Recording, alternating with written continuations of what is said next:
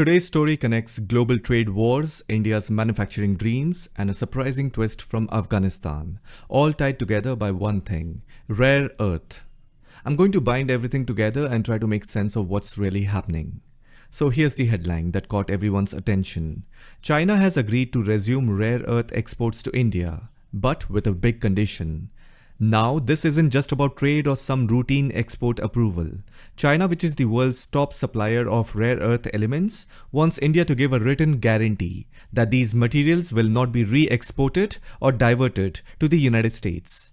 Basically, Beijing is saying, India, we will sell you these rare earth magnets, but promises they will stay in India, not a single gram goes to America.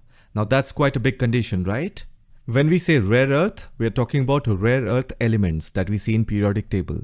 And rare earth magnets, these are the end products made using rare earth elements. And rare earth minerals is something else. So in short, rare earth elements are raw materials, rare earth magnets are finished high-tech products made from those materials. Now let's pause and understand why this is such a big deal. Rare earth magnets are the lifeblood of modern technology. From electric vehicles and wind turbines to missiles, radars and smartphones, they are everywhere. Indian companies, especially EV manufacturers, desperately need these magnets. Whoever imports these materials from China, they already give something called an end user certificate that says, we won't use these materials for weapons of mass destruction. But China now wants an extra guarantee, something similar to the Wassenaar Arrangement, an international rule that ensures sensitive technology isn't diverted for military use. And that's where India is a little bit hesitating, because this new condition isn't just a trade formality, it's a strategic trap. Now let's zoom out to the global scene. Why is China suddenly tightening its grip? Well, this is part of the US-China trade war. You see, the United States under Donald Trump and even now has threatened 100% tariffs on Chinese imports. In return, China weaponized its biggest strength, rare earths, which it controls almost 90% of globally. By demanding this no re-export guarantee from India, China is basically plugging a loophole. Think about it. If the United States can't buy these rare earths directly from China, it could easily buy them from India after India imports them, similar to what happened with Russian oil. So China is saying, no shortcuts, America, you won't get it from India either. It's a clever geopolitical move, keeping control of the market while pretending to be generous towards India. Now this is where things get tricky for India. On one side, India needs these materials for its EV revolution, its clean energy targets, and even defense manufacturing. On the other hand, India is a member of the US-led Mineral Security Partnership, which aims to reduce dependency on China. So if India accepts China's conditions, it will upset the United States. But if India rejects China's offer, its own domestic industries will suffer. It's a tight walk between economic need and strategic autonomy. And then comes a completely unexpected turn in the story from Afghanistan. Recently, as you know, the Afghan Foreign Minister Muttaqi visited India, and during that visit, he made a very interesting offer. He invited India to invest in Afghanistan's mining sector, which includes massive rare earth reserves. He even requested that India open the Wagah border for trade, the fastest land route connecting the two countries through Pakistan. Now that is huge. So what does the Taliban want from India? Simple: trust, trade and investment. Now try to understand Taliban's desperation. This regime desperately needs foreign investment and recognition to stabilize their economy. India already has experience. It previously invested in the Hajigak iron ore project and other infrastructure before 2021. So this invitation was a way to say we trust India to return and invest. Now the next question is why Afghanistan is not asking China or the West to come and invest. We all know that China has made many promises of investment, like lithium deals, but very little has materialized. The Taliban also fears Beijing's leverage. Chinese companies often demand security control, long leases, and strategic influence over infrastructure. And then there are some Taliban factions who are uncomfortable with China's closeness to Pakistan and the way they treat Uyghur Muslims. Now, when you look at Western countries, that is the United States and European Union, they have frozen Afghan funds and they don't recognize the Taliban government. So formal cooperation is impossible. Plus all Western aid comes through NGOs or the United Nations. They do not give it directly to the government. That is how Western governments create instability whenever they have to. Now, compared to these two countries, India is non-interventionist. It doesn't have troops or covert ambitions inside Afghanistan. India was historically seen as a development partner, not a colonizer. Schools, hospitals, dams, and roads built with Indian help still function today. Even the parliament building was made by India. India also holds moral weight in Afghan public opinion. It supported democracy, not regime change. Now, more importantly, India's ties with Iran and Central Asia makes it a useful balancing partner against over-reliance on Pakistan or China.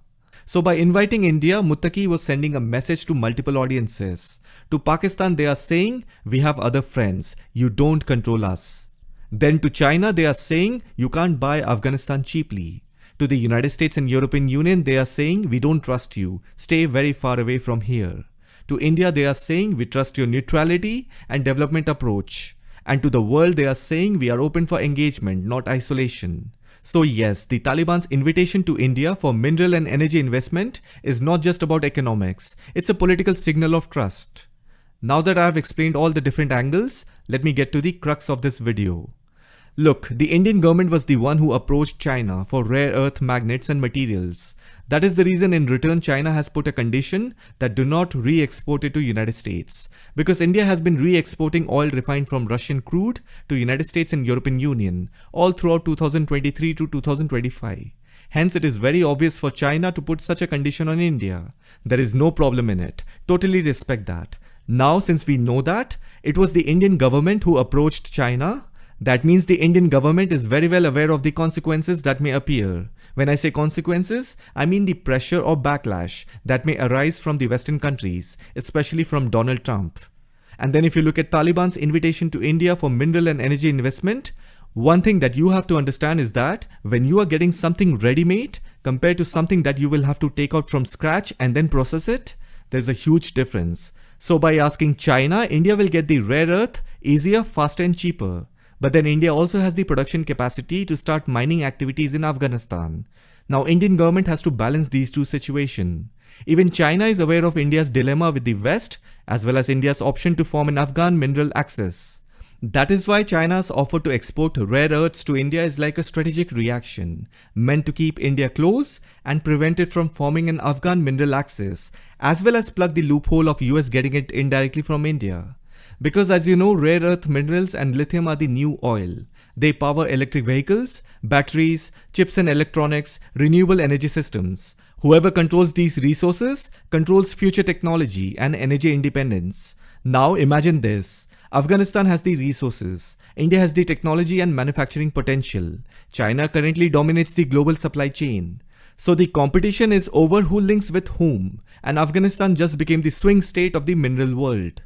This is less about trade and more about geo-economic positioning, where minerals are the new diplomacy tools. And in all this, Afghanistan, the country once caught between wars, is quietly becoming the new battleground for minerals, influence and power.